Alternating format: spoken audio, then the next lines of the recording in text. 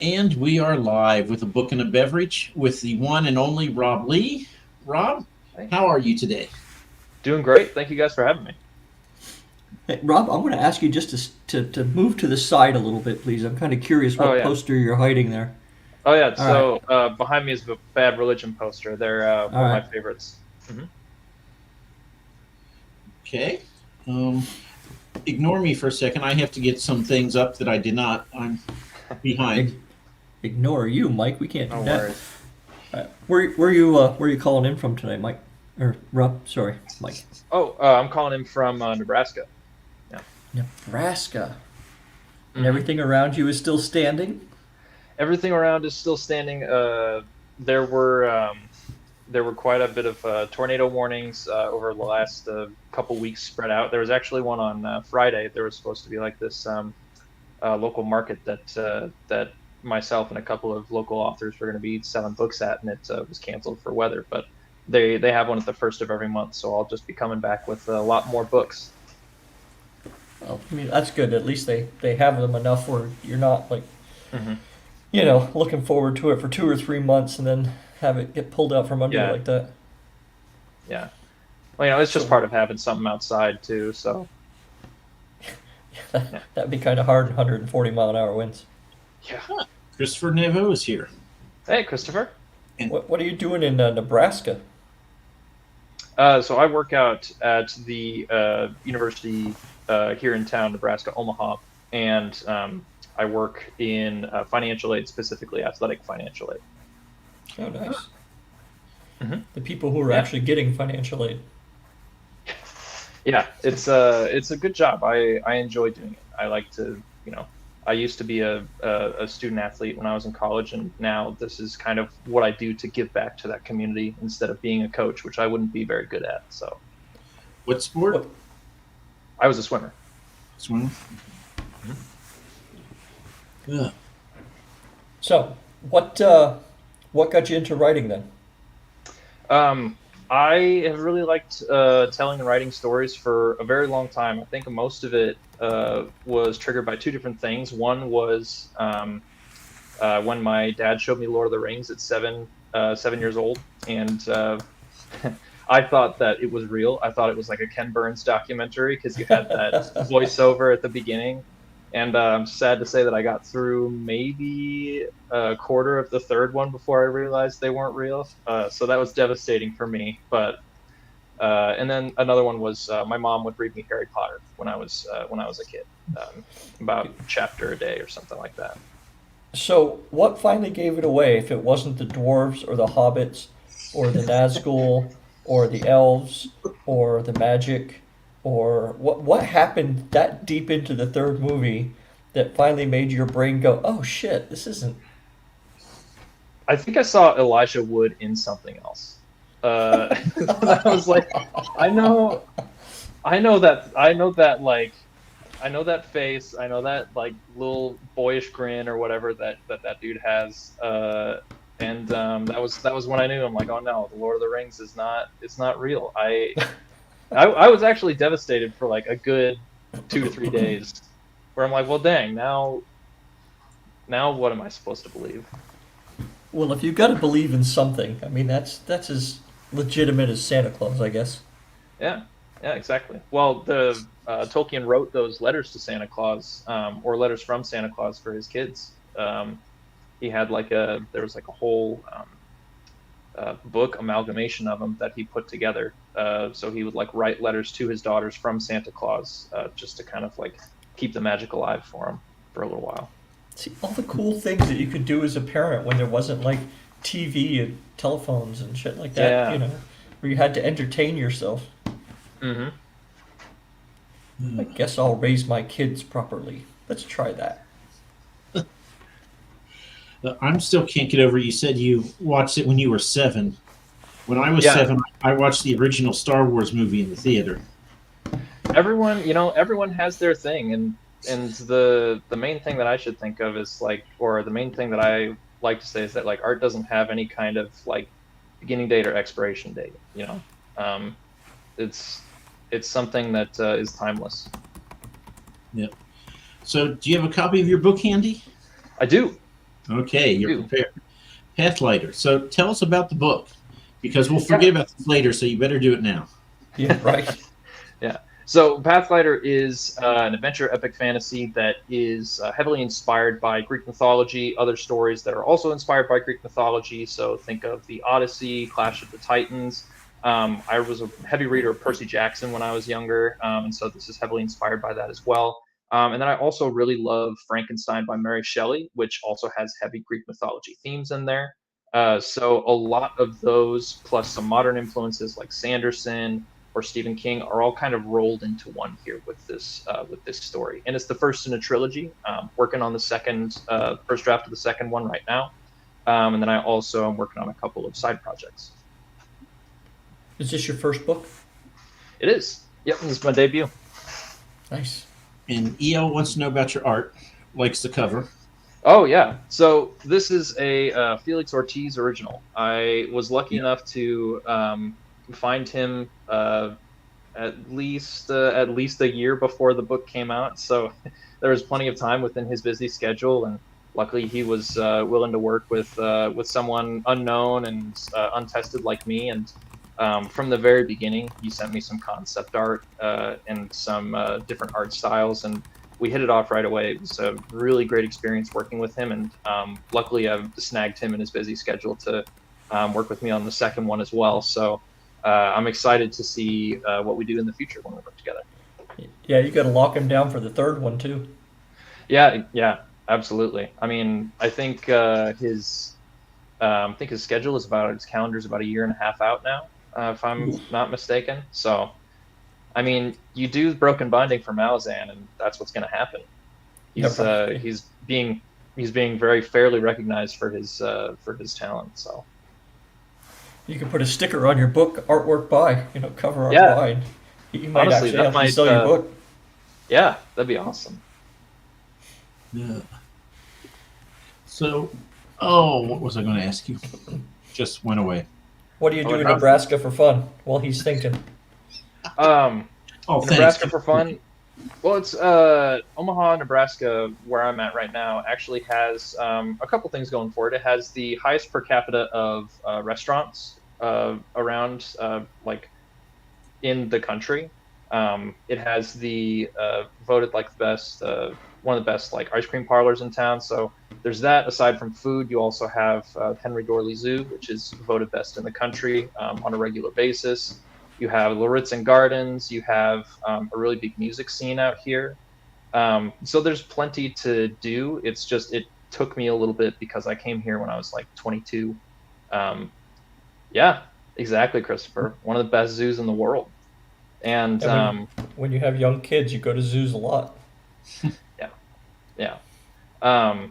And the zoo is just they've been doing a lot of renovations and stuff too. So I used to come visit here when I was younger, and so now going back as like an adult, it feels like going to a brand new place. I will give you just a little bit of advice. If you go to Florida and you're thinking maybe we'll go to the Brevard Zoo because that will be fun, it is not. Oh yeah. They literally had an exhibit on some sort of mouse or whatever, and you go inside, like, it's extinct.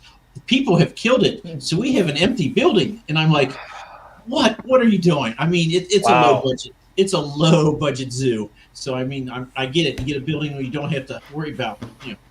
Did M. Night Shyamalan come up with that zoo exhibit? And they had a little train ride that went out. And they're like, when we get money, we're going to buy some monkeys to go here, and you'll see them. But we have nothing currently. It was so bad. My brother and I, we still laugh at it. I mean, it was so bad. It's like your Christmas movies, Ro. It was so terrible that we just laugh. And it's like, who's dumber? I paid $5 to get in, but he paid the $2 each for the train ride. I'm like, that would be like going to an air show and just finding silhouettes of the planes painted on the ground. Just a stealth fighter, Yeah. Or that's crazy. I don't know. I feel like if you go to Florida for any kind of animal exhibit, it's got to be an alligator farm, right? Like that's the thing that you should go to. We don't have alligators in Nebraska. In Florida, it's called Walmart. There was a to, place I took my brother and my nephews where they actually you can go swim in a. They have a walled off, so the pool is it's ocean, but it's not big waves, Mhm. and it's ready to discharge one of the nuclear power plants. So the manatees are always swimming in there, and one of my nephews got to reach out and touch a manatee, Wow, that's and awesome. I'm like, yeah, that's kind of illegal to initiate the contact with the manatees. If they run into you, it's okay, but details. I don't think they'll put you in jail. You're 6. Yeah, I was gonna say that's kind of you're not supposed to interfere with the wildlife. Yeah. I've never seen a manatee. I've seen plenty of alligators. I had a grandparent that used to live in Florida, and he took us to like an alligator farm, and they had this show. And the one thing I'll always remember about alligators is that they also do the thing, like how you pick up a big dog and its feet kind of go like it puts its legs out because it's like trying to maintain balance or it's worried it's going to be dropped. Alligators do the exact same thing when you pick them up. Apparently, he picked up like this big 6-foot alligator and it did that thing. Yeah. Who picks up alligator? What the hell is it with people I don't doing know. stupid things? He was wearing like a Kevin Bacon from Tremors alligator or cowboy hat. So if that tells you all you need to know. Kind of does. So, Rob, tell us about your book. Yeah, We already got off track. that's right. Well, that's just a sign of a good conversation. That's it. But- That's what we're going, Rob. Yeah. So, Pathfighter is heavily inspired by Greek mythology. A lot of the characters are based off of characters from Greek myths. So, the main character, James, is kind of an amalgamation of Perseus and Hades, and a couple other Greek heroes, maybe like Bellerophon or not necessarily Heracles, but some of the lesser known ones. And then he also, sorry. But with easier to pronounce names? With easier to pronounce names, that's correct. Excellent. So the main character's name is actually James, which is kind of unusual for an epic fantasy main character. But if George R. R. Martin can do it, then why not I, right? But he is a lamplighter who works for the palace of a very corrupt theocracy in a desert city. And one night he realizes that he has a connection with the flame and a small but surprising amount of control over its brightness. And even though he has a lot of disdain for the gods of this world, he has to come to terms with the fact that he can do things that no one else can do. And then one night he also runs into a couple of other characters who can also do things that no one else can do, and they also have a connection to the gods. Some elder beings that are not dissimilar to demons show up, and then an adventure ensues. Cool. Yeah. Okay. Does he tear down the theocracy? I know. You'll have to read spoilers, the you book to can't tell find us. out. Yeah. Yeah. You'll have to In read the book book to 3, you find will out. Yeah. Mhm. Uh, I will say though that it's not. I try not to write anything of like the Reddit atheist who's like all religion bad. The book does offer varying viewpoints as far as like people's faith, what their faith is in, and then how they connect to that faith, as opposed to someone who maybe feels or believes a little bit differently. Because at the end of the day, we're all people, and people solve people problems. So no matter what we believe, we're all here. So we might as well work together. so, Rob, you're one of the break-ins, correct? I am. Yep. I really think we missed the boat here. We could have done like a 4x4 card in the back, and we just check off everyone once we interview them. Oh, yeah. Because I think we've done like 10 or 11 break-ins now. I was gonna say you're getting up there. There's 15 of us, so you have to have hit break-ins bingo by now. I would think so. Yeah. You would think, but I think you could still get 10 on a bingo card and not win. So, That is true. That is true. It is Mike and I, so they don't line up. But We should to be make a fair, bingo card, though, Mike. We should make We bingo should. cards for people and just have them available. The Yeah. problem is that anybody under like 35, I just assume they're a break-in. So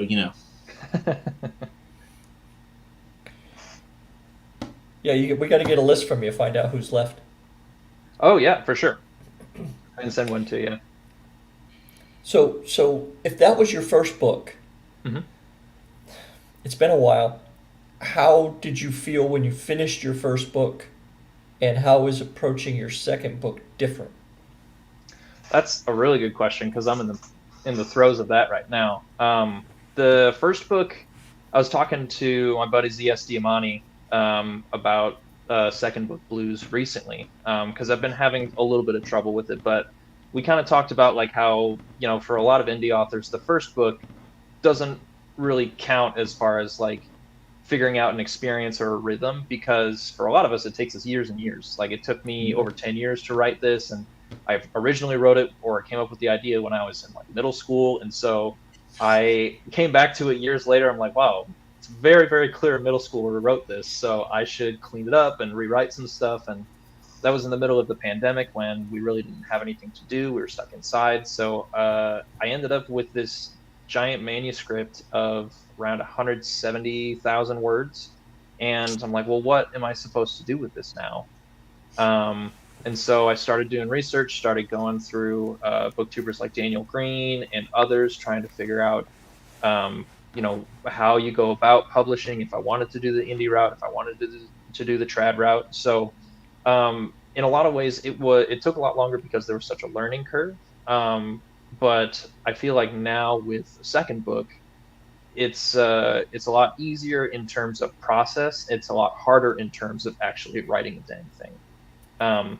Because your first book, you forget about how much work you actually put in, and then your second one, you're like, well, why can't I put out this perfect like edited manuscript on the first go? Well, that's not how it works. And so CS Diamani was really, really helpful in that. He's like, dude, just hammer out that first draft. Just do it. You're not gonna be like super thrilled with that while you're doing it. But when you come back to it after that first draft is done, you go through your first pass, you're gonna find a lot to love in there. And you're also going to find, stuff that you need to fix. It's going to be a lot easier to look back on it instead of, oh, I have 50K-ish words to go. How am I going to finish this? And I think that really, really helped to change the mindset. So book 2 is about 60,000 words right now, and we're plugging along steadily. Nice. Are you one of these people who can sit down and do a certain amount every single day? I'm not able to write every single day, so I hope to just get done what I get done. If I'm in a rhythm, I can maybe hit 1,000 words a day if I have a couple hours. But this is me like waking up early, or sometimes setting aside a night, or going to a coffee shop or something like that on the weekend for an hour or two. So it varies. Productivity and creativity are a flow. So I just try and go with it. When so taking all this time and sounding like you did some research before you released your first book, Mhm. did you do it correctly, or are you now seeing, oh, I kind of screwed the pooch on that, I should probably have done X, Y, or Z? Yeah, I think when it came to the marketing, I think that I could have benefited from some more research. I think that as far as like drafting and editing and searching for a cover artist and searching for like the right platform to put it out when you're self-publishing, I feel like all of those were really, really good, and I felt very confident in those. And I was so excited to get the book out that I think that I might have missed the mark just a little bit on marketing it. So I started out on Instagram, was just kind of posting, buy my book into the void, stuff like that. And I didn't do any research on like how you send out arcs, or how you collaborate with people for cover reveals and all of that stuff. And so I think that was a really big learning experience for me, something I wish I would have done better, but I'm going to do better the second time around. And I was very, very lucky to have people like Matt, Beard of Darkness, who kind of saw these little posts that I was doing out into the void and gave it some attention. And so I'll always be thankful for that. But I think that I myself could do a little bit better on the second go around, and that's what I plan to do. So I almost hate to ask this question Mhm. because But you always do it. because I'm going to put the idea in your head if it's not there already. But do you feel pressure now that you've published a book that you have to get book 2 out for that throng of fans that is clamoring for it? Yeah, I do. It's it's something that's like constantly nagging me, and then I have to like counter nag and say, the only person setting deadlines is you. Um, so there are a couple of things that I've done to combat that. One is I did a standalone novella just as kind of a palate cleanser to do something different. That'll be coming out later this year. Performances of a death metal bard. Um, and then I'm just kind of, not really even setting any deadlines for book 2 of the Pathfighter trilogy, just kind of writing it and letting the process take over. Of course, doing it a little bit faster than I did the first one, but not trying to get it out in like 2024, 2025, or 2026. Like just really just kind of letting it, figure out when it's going to come out on its own. And right now I look like I'm on pretty good pace to go end of 25, or maybe 2026. So you're on the George Martin plan. I am. His last hopefully, book was 2011. yeah. So, Yep. Don't tell us what grade you were in 2011, Rob. Just don't. were you old enough to drink? No, I was a freshman in high school. Bro, why did you ask? Why? Why did you ask? So you're like 25? I'm 27. Okay. Well, at least your car insurance rates have gone down. You've at least met. Yeah. Wow. Well, Okay. when I know it, it's really nice. Well, I don't know. Like the car insurance rates were kind of a pain for the last couple of years, especially like after I struck out on my own. Had a car under my name and stuff like that. Yeah. And now it's gotten a lot better, and my rates have gone down. But I still don't like the fact that the plans only go for about 6 months. I know that's standard usually, but I'd rather it act like health insurance or dental or something like that, where it goes, or renter's insurance where it goes for a whole year. So, Rob, I have one other point I want to make that I'm actually pretty psyched to make.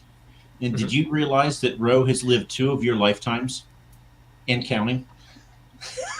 Don't do that, man. Don't do that to him. And that's only because I'm 53, so you can't say that about me. So it is a privilege. It is a privilege to live many years. That is what I'll say. The sad truth is, I had been married 7 years when you were born. Well, I don't know. Everyone's on their different timeline, That's all good. I would rather live a long time. Not everyone. Thanks, Bo. Hey, Bo, there was a guy who became a best-selling author in an iron lung. Anyone can become a bestseller. Well, yeah, but he had something definite to write about there, didn't he? That's true. He did. And he had a lot of free time. Everybody's got something. Everyone's got a story that they're wanting to tell. I mean, that dude had like nothing but time. That'd be horrible. Rob, I have a question that hit me on the drive home today from work. Oh yeah? What the hell was that? Was that No, the the question? other one. The other one. Okay. It's just a piece of paper that's stuck to your windshield or something. So Did I stop for that light? Normally I roll the die to see what silly question you get, but this one was just too good to wait for someone to roll that for me to roll that number for someone. Oh, nice. It's just too good. It's his question. He made it up. It's just too good if he does say so himself. I am humble. So anyway, and this is actually historically true. It was written down. The Roman Emperor Valentinian III. Somebody came in and gave a report, and he got so angry he yelled at them for so long they actually had a heart attack and he died. Okay. So my question is, if your main character goes to the whoever's in charge in your world, and this were to happen to them, what happens next after Emperor, King, whoever is down and dead with a heart attack? Well, while you think about that, Rob, while you think about the answer to that, I have to ask Mike, because he said this is historically true. What happened to the guy who he was yelling at? Did he get put away for regicide? I don't know. It just said that this happened. Do your research, man. The How could you factoid not look said that that up? Valentinian yelled so much, his anger was so bad that he had a heart attack and died. They didn't say anything about the person. They only worried about the emperor. And I was not alive to see it myself. Okay, all right. Sorry. Go, Rob. I'd say that there would be quite a bit of political turmoil. There's a lot of yeah. Don't D20 and drive, man. Don't do that. That's not gonna. It's gonna roll between the seats. You're gonna be digging for it. You're gonna look down for a fraction of a second. Yeah. Yeah. Officer, ironically, I was rolling a perception check. Yep. And I That's rolled a right. one. Yeah. That's right. And he's like, "Well, I'll see your one and show you my 17."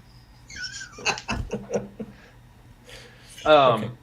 I think that after the emperor drops dead from having a heart attack of being so mad, I think that there would be a lot of political turmoil, especially in the case of this world. The people in question that have a distinct connection with the gods, there are very few of them. There are 5 gods, and so only 5 of their chosen that are allowed to walk the earth at a time. And so, if a god's chosen caused the emperor to die, no matter what the method, I believe that that would cause a lot of political and religious turmoil throughout the land, because you're supposed to see these two kind of people working together, and it's not always the case, and a lot of times chosen may try and seize power themselves, but I think that there would be a lot of discussion, a lot of riots, and a lot of discussion about where they go forward, especially since a lot of people's faith will be shaken. But your main character lives. Main character lives. Okay. Yep. See, if I was the guy, I would just say, well, it was the God's will. It was just meant to happen. So, and I would fundraise off it. Could be. Well, the the gods of Greek mythology were very petty and spiteful, and so that would probably fly in the ancient Greek or ancient Roman world, as well as this one, because the gods were very much a representation of the world as it was and the world that people lived in, instead of like what they wanted it to be, which is kind of the focus of a lot of religions now, is like what we believe to be moral or what we believe to be ideal or idealistic. They were very much, their gods were a reflection of the world as they saw it, or the world as it was, and it wasn't a great time to be alive. So did you basically take the Greek gods and move them over to your story? Did you tweak them a bit? Well, there's no copyright infringement on past religions, but but I wasn't yeah, suggesting that there was. I was Maybe Scientology. I don't know. Yeah. Well, I'm not sure when L. Ron Hubbard wrote that, but I'm sure that that for public domain's got to be coming up soon. But I think that a lot of the aspects that I did that I liked about the Greek mythology, I did bring over. So there are gods that control certain elements. So James obviously is the chosen of the Pathlighter. So he has control over flame. Someone else might have control over lightning. Someone might have control over the wind. So that aspect I really enjoyed. And then also just kind of the mythology of how all of these characters interact with each other. Zeus was a horrible person, and Hades was really just kind of a guy who did his job for the most part. Even and he wasn't an angel either. He kidnapped his wife. And so a lot of how these characters play against each other and how they end up working together, or sometimes they betray each other and feel remorse. It was all something that I wanted to pull into this book. So did he? I should. You know what? Pass. I'm not going to say it. Okay, so can we do the bald dome, bro? We What? can. We Sure. can. Yeah. Give it a shot. Okay, so big dramatic voice. Welcome to the bald dome. There we go. There we go.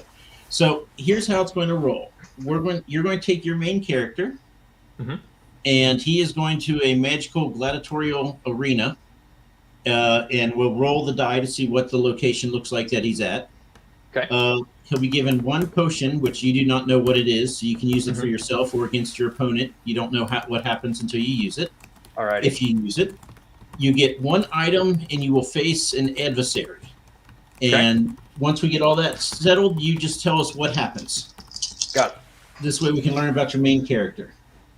And roll lots of dice. So number 3, this is taking place in a remote village nestled in the Misty Mountains. Okay. Your potion is number 8.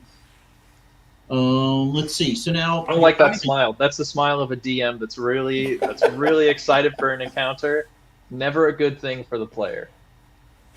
So I will let you pick. You can pick from the list of regular items, or you can pick a weapon. But if you pick a weapon, then you're going to fight the fantasy creature, versus a regular item, you'll probably fight the regular animal. So which do you want? Regular item or weapon? I'll choose a weapon. I'll choose a short sword. Okay. Make him fight that thing that you guys made up last night.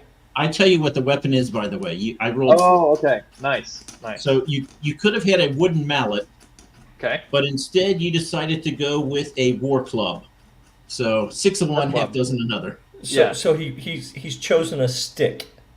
Yes. So Awesome. the animal would have been a hyena, but you went with the weapon, which is not very useful. So you get number 1. What is number 1? You're fighting a griffin. With a stick. In the Misty Mountains, you have a potion.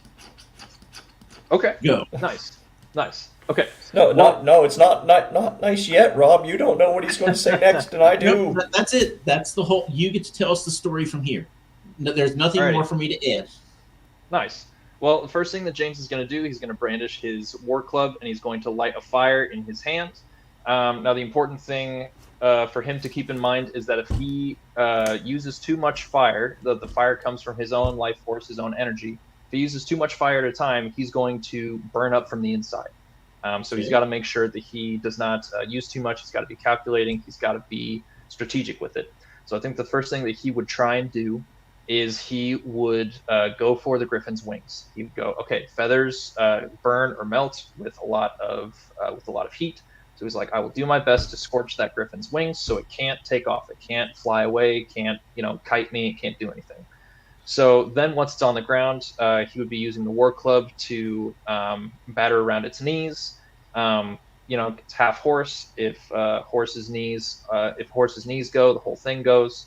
And then if he is able to neutralize its back legs, he's really only dealing with the front end. He doesn't have to deal with being kicked. He can run around it. By the way, it's not a horse. A griffin is half eagle and half lion. The back end half is lion. Okay. Well, but still holds. I mean, Yep. So, lion's back legs. It won't. You're still attacking him with a stick. Yeah.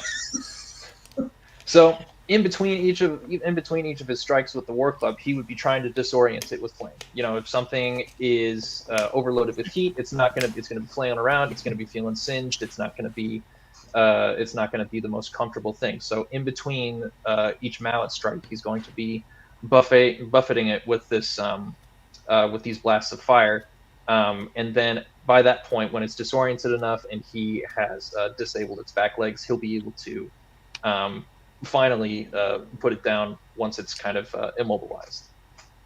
Okay, so does not use the potion. Does not use the potion. Mike was really counting on you using the potion. So that's the thing. Potion. Yeah, that's the thing. Is this character? He's a very distrustful character. He doesn't really trust a lot of the stuff that people give him or that people tell him. And he's spent the majority of his newly adult life alone. So he's used to trying to rely on himself in most situations. You wrote a Gen X character. That's awesome. Yeah, that's right. He did not have to be home until 8 p.m. And whatever he did before then was his business. So that's right. Not till the street lights come on. We're good. That's right. Nice. Well, he was the one lighting the street lights, so he was set. That's right. Perfect. That's right. He got to decide. He decided his own curfew. So, just to let you know, the potion was the potion of youth, and whoever it was applied to, their age would automatically be halved. Dang. Well, he is 19 in this book, so he would. I mean, you could have the age of the griffin, which I don't know if it still flies. You're still in trouble. Yeah, that's true. See, that was the thing. You didn't know what the potion did. So you would either have to throw it or drink it. Yep. And your Yeah. character sounds like he would be smart enough to never trust Mike. You know? But yeah, you've seen The Princess Bride, right? Oh yeah. Oh yeah. Is Mike the Sicilian? I got the same hairstyle. He is, isn't he? He's like, never start a land war in Asia, and never trust a Sicilian when death is on the line. Yeah, that's right. We Go just ahead, say that, Mike. Say it. Say inconceivable. Just give us one inconceivable. Inconceivable. Yep, there we go. That's it. Perfect. And here I Excellent. thought I was going to be Statler, but no, apparently I'm the Sicilian. You are not. Yeah. Who does that make you in The Princess Bride, bro? I think the princess. Oh, I thought you were the one saying, have fun storming the castle. Hey, Billy Yeah, Crystal. that's Billy it. Crystal rocked that. So He really did. He made the Yeah. most out of that. you really did, yeah. So, because we mentioned the Sicilian, I have to mention, in case, Rob, you haven't seen one of our previous shows, is that I told people that if we get to 500 subscribers by the end of the year, have you seen this? I am getting this tattoo. There we go. There we go. Tell your friends, let another, 300 people in the break-ins, and, then we'll be there. Nice. Oh yeah, it's happening. It's gonna happen. We're only in June. We're only in June. It's happening. Let's hope. Yeah. So actually, I'm not getting the little guy with the lawnmower. I decided, fantasy writer, so I'm going to get a guy with a scythe, like he's, Nice. cutting down. So yeah, I have to do the You can get a fantasy. guy. You can get a guy with like a couple goats that are chewing up the grass a little bit. That'll be on the other side of the head. I'll have a couple goats there. Yeah. Nice. Okay. Yeah. Solid. And I told my brothers this, and they're like, "Please don't do this. You will ruin the family's name." And I'm like, "Shut up. You're stupid." I thought that for 50 years. But anyway, let's see. So, what is the name of the bookstore out there in Nebraska? I can't remember. Yeah, there's it's The called one School bookstore in Nebraska, is that what you're getting at? That's kind of rude. Rob knows which bookstore I'm talking about. Yeah. I can't think of the name. It's Silverstone. It's out Yeah. it's out in Plattsmouth, Nebraska, and it's got the widest selection of indie books I've seen. It's a great place. They're really, really friendly, and I absolutely loved going down there. And I will hopefully again, not just if there are future author events, but to buy some books, because you get to kill two birds with one stone. You buy an indie book, and then you also support an independent bookstore. And then there's also some really great ones around here too, like the Book Nook, which is another Omaha local place. There's the Green Dragon Bookshop in Fort Dodge, Iowa, where I grew up. And then there is, I think it's called Bookworm here in Omaha as well. So a lot of great places to get your books from a local place. So you were born and raised in Iowa, and now you live in Nebraska. Yep. Man, Yep. what a life. Have you thought about writing an autobiography? Yeah, I was talking to Nicholas Fuller about detasseling, having that being my first job, and I could write a whole book about just detasseling and how awful that was. Doing what? When you first said that, I was thinking, are we getting into erotica here? No. But I know what you mean. Yeah, I no. don't. Detasseling is if you're a kid in Iowa and you can't have a job until you're 16, besides bussing tables or detasseling. A lot of times you pick detasseling. It's basically you're a field worker, and the little flower on top of a corn plant. You walk through a cornfield and you pull the top off of some corn plants, but not all of them, so that they cross pollinate and they have a stronger seed corn for the next year. Basically, you're just walking through and you're picking the flower off of every other corn plant. but it's huge for Iowa and Nebraska because like they're right in the middle of the Corn Belt. It's like a huge part of their like state economy, and so you go out there in huge crews, and you will spend basically all day out there from like 5 in the morning till sometimes it was like 3 in the afternoon, and you got paid really well doing it. If you did a lot, it depended on how much you do rather than the time spent, but you could get paid $100 an hour if you had a good crew. What? Yeah, yeah. But remember, that's if you had a good crew. Some crews are not so good, and we'd have to keep going back out to the same fields because people kept missing stuff. So Is that like $100 an hour per crew? $100 an hour, I think, per person is what we calculated for one field. We did like mile-long rows, and we had a really good crew that day, and so we basically just cleared this whole field out in a couple of hours. All right, all right. I promised I would never do this, but I'm going to. Okay. Uh-oh. Back in my day, my God, when I was 12 and had to find some money, we had a guy that lived down the road from us. He had like a 2-acre garden, drove his tractor everywhere, lived in a little shack, right? Like a literal shack. Yeah. And we would weed this 2-acre garden, and we got paid 25 cents an hour. Yeah. He paid us in change out of a bread bag, and I'm not I wish I were making this up. I'm not. We drank out of a stagnant pond. He had like old empty butter dishes there, like stacked up in the dirt next to it, that you kind of move the scum off the top of the water, and then the water underneath it was obviously clean. So to make $100 an hour as a kid just beggars belief to my little brain.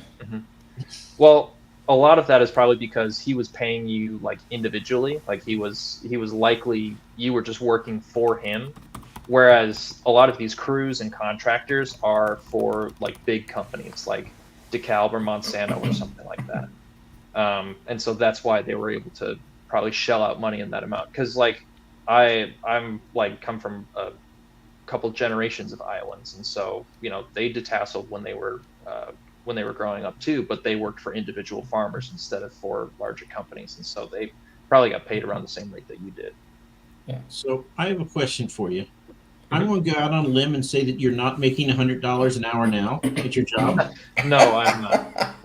I am not. So why did you hang up the shoes and no longer be a detasseler? Yeah.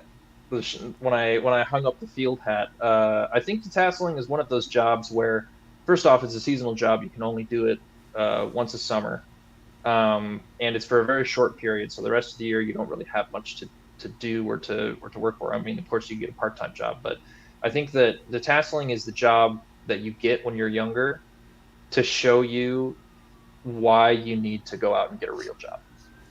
Like it's one of those things. Like your back and your shoulders, that just on their own will be on fire by the end of the day of you having to like reach up and grab the top of a corn plant 1,000,000 times in a row. So it's one of those. It's just one of those jobs where you realize, hey, I need to actually like take this rest of my life thing seriously. So it's a good job for high school. Yeah, exactly. It's a good job for high school, but once you're out of high school and college, you realize you don't want to be doing that every year. Did they at least pay you in cash? No, they direct deposited us. Yeah. Yeah. So now instead of doing that, now you spend 8 or 10 hours at a comic convention or something, right? Yeah. No, I spend 8 to 10 hours a day working on athletic scholarships. But then in my spare time, on the weekends, all the nerd stuff. Yeah, all the nerd stuff. Have you been to a lot of them with only the one book? No, a lot of it's like just local stuff. So there was a local author signing that I did with Silverstones. There are some local Omaha like farmers markets and fairs and stuff like that you can sell books at. But I haven't done really any conventions or anything like that. We have one here every November called NebraskaCon. So hopefully I'll be doing that. Got to sign up for it though. So figure out when the deadline is for that. You have it in November? I believe so. Yeah, October and November. That's football season, though. Does anyone show up? The people Yeah. who read, Yeah, the people who read show up. two very different markets. Yep. It's also really big for like cosplay. There aren't too many opportunities for or like events around Nebraska for that kind of thing. So if people are into cosplay around here, it's really kind of the only option they have unless they want to travel. Or go to a football game. They could go to Paint themselves up. People cosplay at football games all the Mhm. time. They all just cosplay as the same thing. Or you could go to a concert, dress yourself up in corpse paint, and Right. see how it goes. So I have a question now. Since we're way off path. Yeah. Is the mascot of Nebraska the Husker? Is he a detastler, or is that another job that the one does with corn? You see, it's never been established what the corn husker does. And as someone who grew up in Iowa, I refuse to be drawn into the cult of Nebraska sports. And since I work for University of Nebraska Omaha, they're technically our rival. So, go Mavericks instead. But no, I'd root for No Creighton gang before I signs. rooted. Yeah, I'd root for Creighton before I rooted for the Cornhuskers. But I mean, what's the job of the Nebraska Cornhusker? I guess it's losing football games. Yeah. Is what it Yeah. is. So. Nice. At least during your lifetime.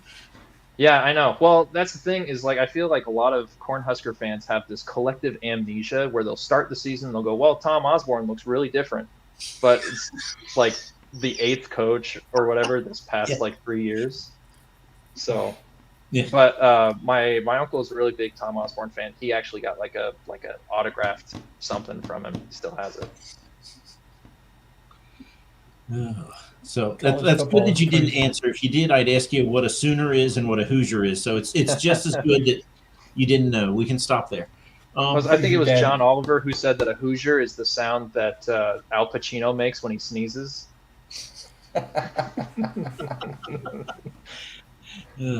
See, and then from there we can go Buckeyes are useless nuts, and that's why it's a state That's tree right. of Ohio. That's right. Yeah, I can go down this path all day. We should probably detour.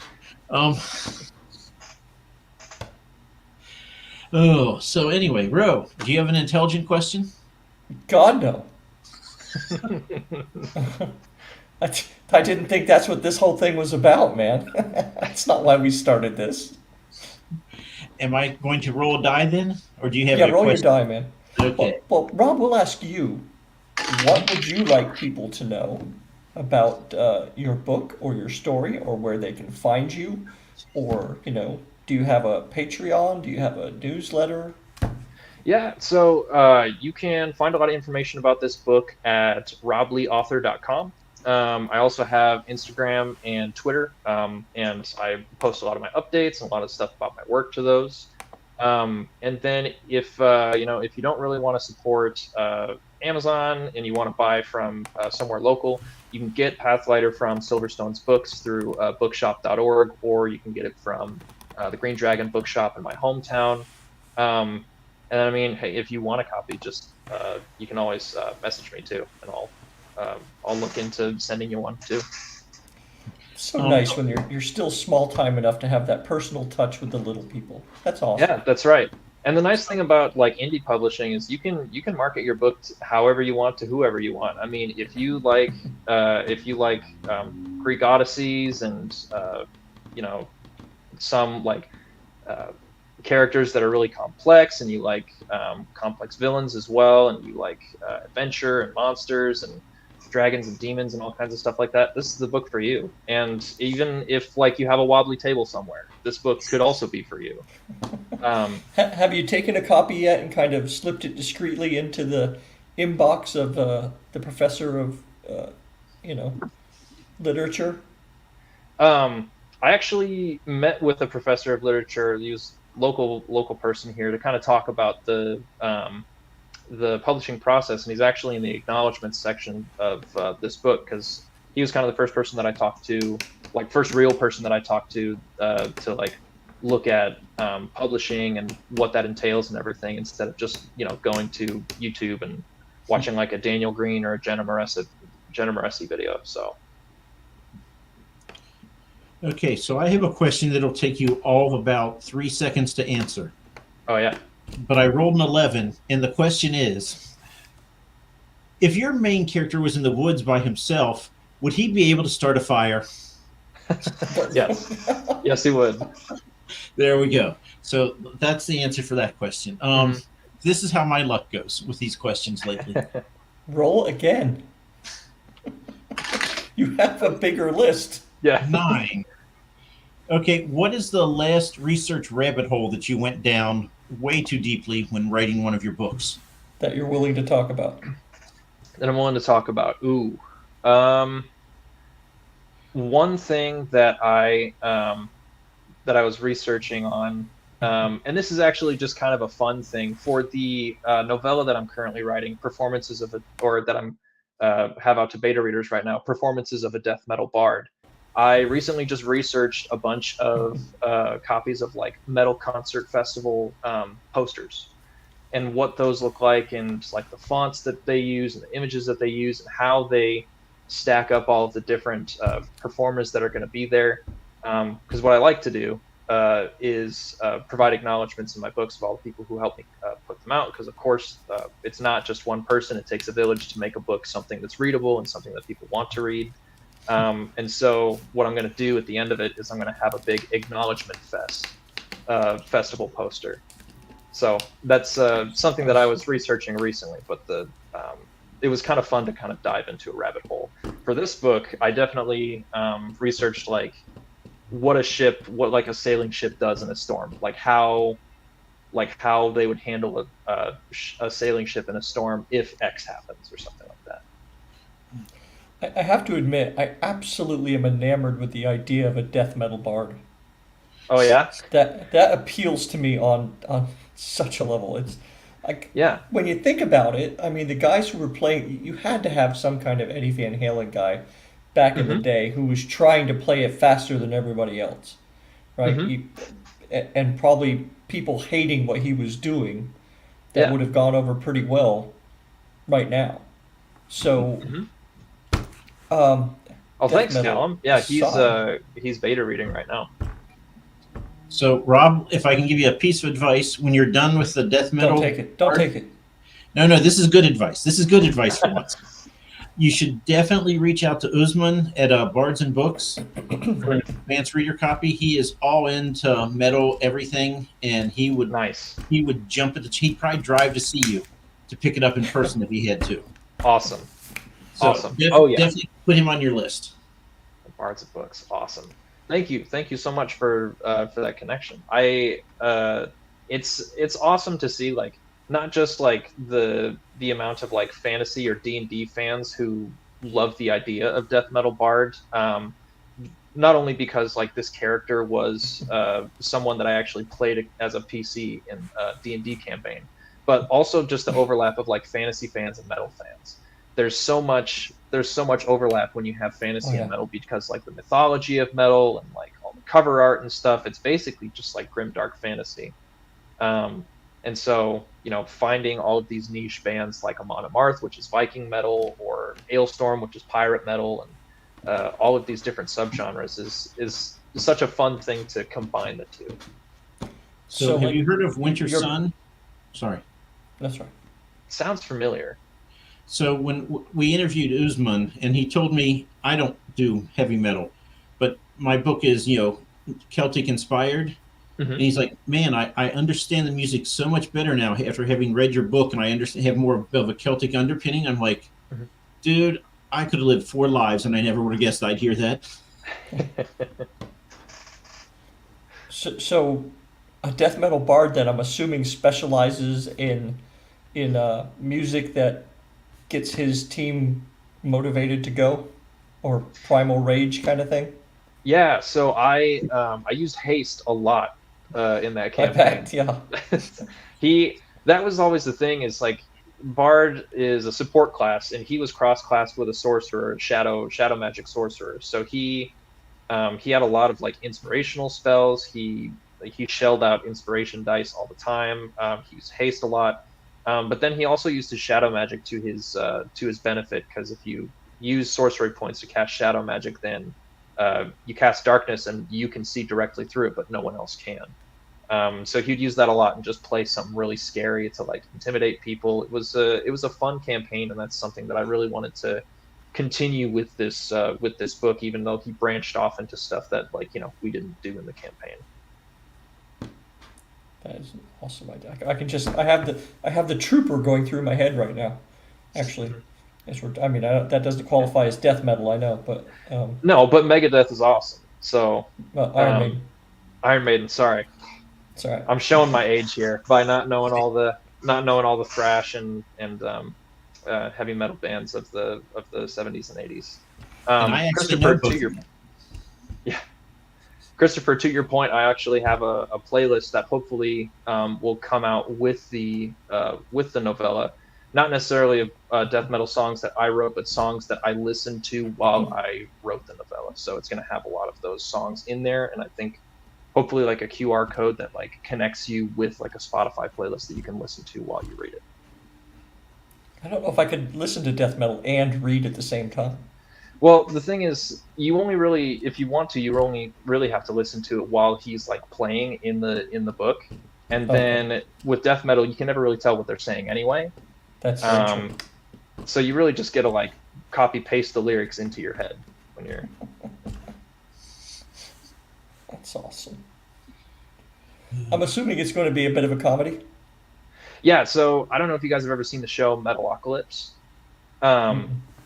It was an Adult Swim animated show from creator Brendan Small, and it was about this fictional band called Death Clock, and they live in a world where they have become the most popular music artists in the world. They're worth billions, like hundreds of billions, and like if they put out a new record, it stimulates the world's economy and all this stuff. But it also has the soundtrack is written and recorded by Brendan Small himself, and it's really, really, really good death metal, like really good, like melodic, like growly death metal, and so that plays throughout the show. And Brendan Small actually tours with a bunch of his friends, and they play Death Clock music at shows. But this show was very much like, it was like a campy, like, dumb rock band comedy while also having like this metal odyssey, fantasy mythology in the background of it. So one is they go to Denmark and they play this song about raising demons, and then this giant troll wakes up as a result of them playing their song, and it wreaks havoc all over the countryside. So You need stuff kind of to like send that. a copy of that book to Jack Black. Let's see if he'll I make a know. movie There's out of it. so many people I would love to send this to. I'd love to send it to Brendan Small. I want to send it to Jack Black is another one now, but also George Corpse Grinder, who is the lead singer of Cannibal Corpse, one of the most prolific death metal bands. There's a ton of people I'd love to send it to. Nicholas Eames, I'd love to send it to him. So hopefully, fingers crossed, we'll build enough hype that people will be snapping this book up. So, have you talked to Scott Palmer? Does he have any connections that can help you? I do talk to Scott Palmer. I mostly has just been like expressing admiration for all the stuff he's gone through and all the stuff he's done in the last like month to put his book out and then have it be in the place it is. It's just phenomenal. It's fantastic. Yep. Yeah. But yeah, definitely we'll be talking with him and Adrian Gibson and Z.S. Diamani and Caden Love and Louise Holland. All of these authors in the break-ins have such phenomenal like marketing techniques and experience and connections and everything. I'm really, really, really blessed to be like in a group with them and to be able to call them friends. How'd you get hooked up with them? So I was maybe a month or maybe even less than a month out from the release of Pathlighter, and Scott actually reached out and he said, hey, we know your book is coming out pretty soon and we would like to help however we can. We have this group. Would you like to join? And so I talked back and forth with him a little bit, joined the group on Discord, and we all hit it off immediately.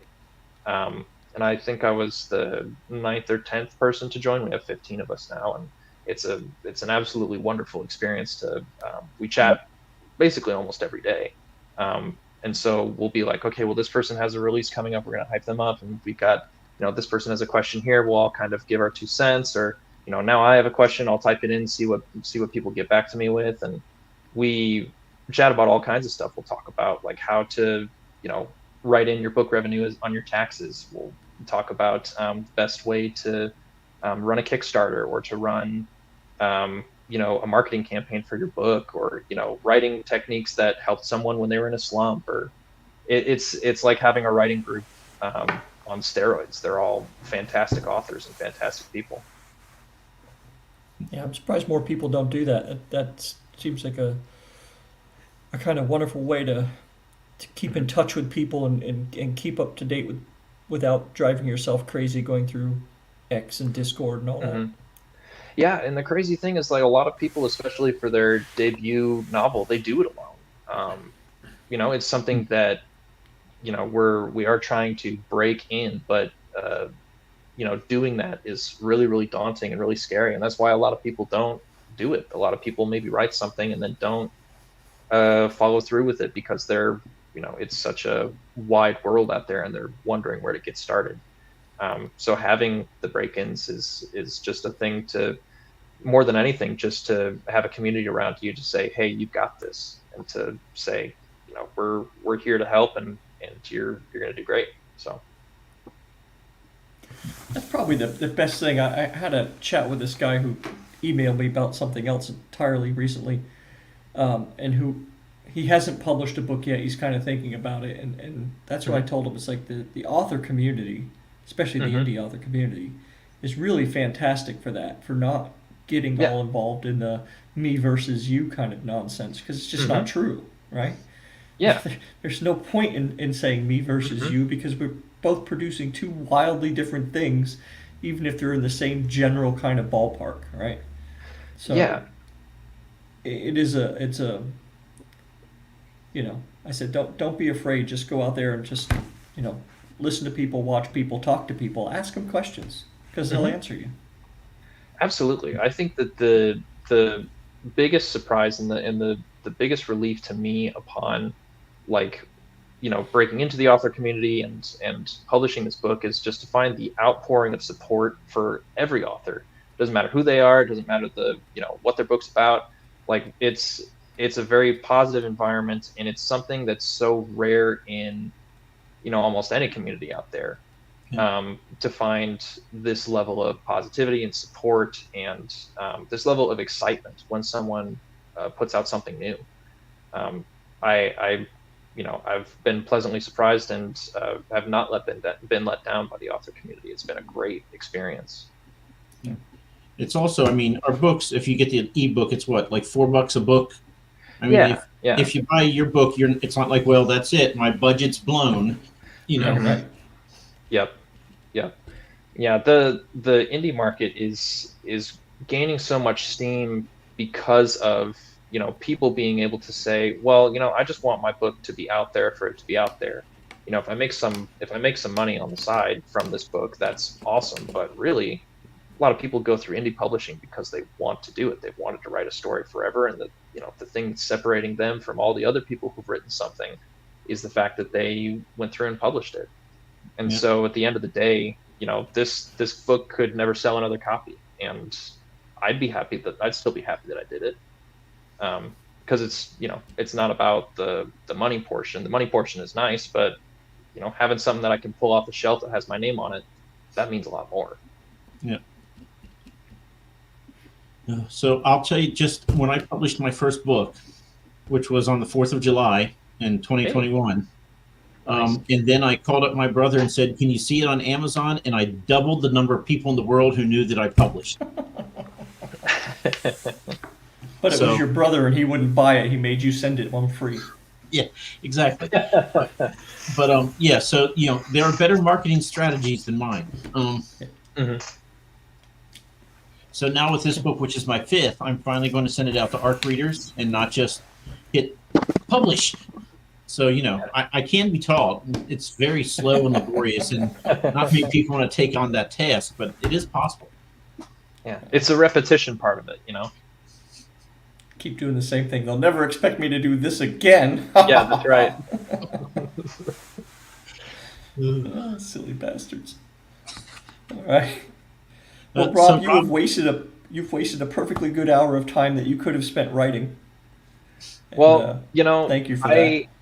we're still talking about books. We're still having a great time. It's never a waste in my opinion.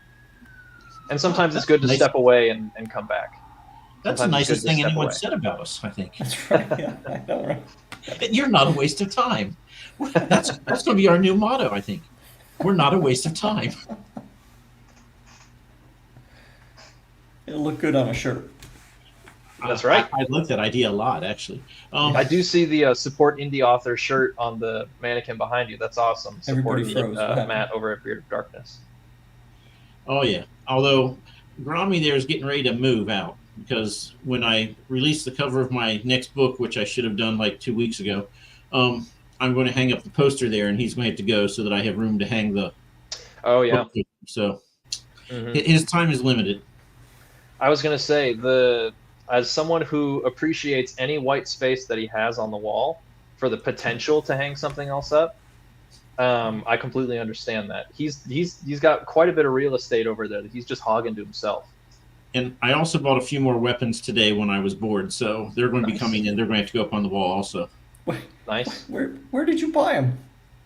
eBay and Amazon, because you Dude, can get everything on the Amazon. It's not the way to do a collection. It's not. That's that. You're supposed to like find them from people at Comic Cons or something. And So That's right. So the Roman Gladius right here, I got at a Comic Con. The guy across was selling it, and he's like, "Hey, I'll trade you your 4 books in hardback for any sword on my table." And so I was stoked, and I did it. And I was like, "Okay, but how much are you selling these for?" He goes, "Oh, I'm selling them for 300. I can find them on eBay for 130." So, and I was like, "So do you make these?" He goes, "No, I outsource them." I'm like, "Okay, so you're getting them from Pakistan, just like the person on eBay." So. So, now that I know that, I'm like, so I don't have to pay a crazy amount of money to get these? So, What's kind of suck all crazy the is fun that out of collecting, man. what's kind of You crazy know- is that the Roman Gladius is like the IKEA of medieval weapons because they were like mass produced. Yeah. For the Empire, like the stuff that the weapons that like the Persians had and that the Assyrians had, that stuff was all like handmade. The stuff that the Gauls had, that stuff was all handmade, and this was just like molded and stamped and everything. yeah. Sometimes quantity is a quality of its own, right? I mean, it worked for the Romans for Yeah. one. Yeah, well, The until they started, Sherman attacking. tank was not the best tank on the battlefield of World War II, but there were a lot of them. So, before we go, just everyone, tomorrow night we're going to be talking to Andrew Wizard on the channel. You'll be talking to Nice. And by we, I'm using the royal we, Yeah, damn it. because somebody has to drive home. But yeah, tomorrow will be Andrew, and then on Thursday, the highlight of our existence is that El Montague will finally be unmasked, and we'll know what he really looks like. I think he looks No just like way. that. So yes, El Montague. And there's a theory going around that every time he gets banned, that's because his automaton, which is me, is not acting properly, so he has to leave and fix it. So we will I see. just What have one question for him. I want to know what the E stands for. I could tell you, but we're going to have to wait. Is it Ernie? I'm gonna guess Ethan. Elvira? Could be Esmeralda? Esmeralda. Actually, I'm Ezekiel? gonna guess Esmeralda. Yep. So, and then these unfounded rumors. I mean, there's so many terrible things to say about me, and he has to make this up. There's so much shit that he could say that would be real. True. He wastes the brain cell to do it like that. See, this is my marketing, Rob. I don't recommend it. No. So anyway, Rob, All right. I know you have more productive things to do. So, But thank you for joining us, and for Yes. the folks in our chat, you definitely had more productive things you could have been doing. but we for are not a EL, who's waste of probably time. at work, so Yeah, This but is, remember, we're not a waste of time. Absolutely And- not. Yeah. And we thank have you all for joining us, and hit the little like button. and subscribe And if you want to see if that you haven't tattoo. subscribed, hit that. If you have, Do go it. make some new accounts and subscribe with them as well. That's right. We'll start a But, bot army just from like new Google accounts. It's all good. That's right. So You could do what they do on X and put a picture of a young woman who would have nothing to do with me on X. Yeah. 800 followers, and she's following 2 people. It's like, oh yeah, that's not a scam. Yep. yeah. So, well, thank you again, Rob. We will see you Yeah, again. Let thanks, us know guys. when you put your next book out. We can have you back on and you can talk about it or random stuff. Huskers. Yeah. Beefhead. We'll start like a tournament bracket of like which mascot is actually the best one. Not the team, the mascot. Right. Excellent. Yeah. What we need to do, you need to put out there is all the break-ins, picture of your face, and then a picture of everyone's first book, and see who can actually connect the dots and get the right people to the right book. Ooh, that'd be fun. Nice. Of course, you take the author off the title of the front cover. Otherwise, Yeah. no. Well, But, yeah, I mean, our headshot isn't really connected to we don't have our name printed under our headshot most of the time. So that's it still true. works. You could do that. Yeah. It'd be like those placemats where they have like the presidents on one side, and then on the other side they're like all jumbled up, and they don't have the name under them, so you have to Right. yeah. Didn't You have those in starting our house. things. All right, Okay. Zinni, see us out. Okay. So everyone, it's time to wave awkwardly, and we wait for the Thanks, it's- everyone. out.